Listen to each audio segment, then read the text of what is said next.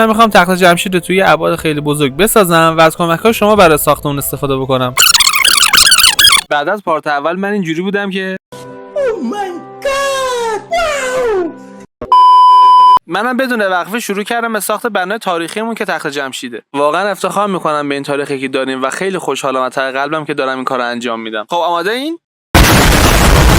توی این پروژه بیشتر من روی نماد زیرسازی کار کردم تا بتونیم تاریخمون رو به قشنگترین حالت ممکن در بیاریم. توی این چند روز که من شورت ویدیو رو گذاشتم 1350 نفر لایک کردن و 313 نفرم کامنت گذاشتن و وقتی رفتن که ببینم چند نفر سابسکرایب کردن واقعا ذوق کردم و دیدم که 514 نفرم ما رو سابسکرایب کردن. طبق محاسبه‌های من باید 2177 بلوک میذاشتیم که اتفاقا من بیشترم گذاشتم که دلیلش هم این چند تا کامنت. بچه‌ها تو پارت بعدی می‌خوایم بریم سراغ خود بنای اصلی که این تخت جمشید رو به صورت کامل بسازیم، البته با حمایت‌های شما دوباره با لایک، کامنت و سابسکرایبی که انجام میدید میتونید تعداد بلوکایی که من توی ویدیو بعد میذارم رو کنترل کنید و دست شماست که آیا 2 پارت باشه یا 3 پارت باشه. من حتما سعیمو میکنم که توی ویدیوهای بعدی همه چیز کاملتر و دقیق‌تر درست بکنم. تا ویدیوی بعد منتظرتون هستم.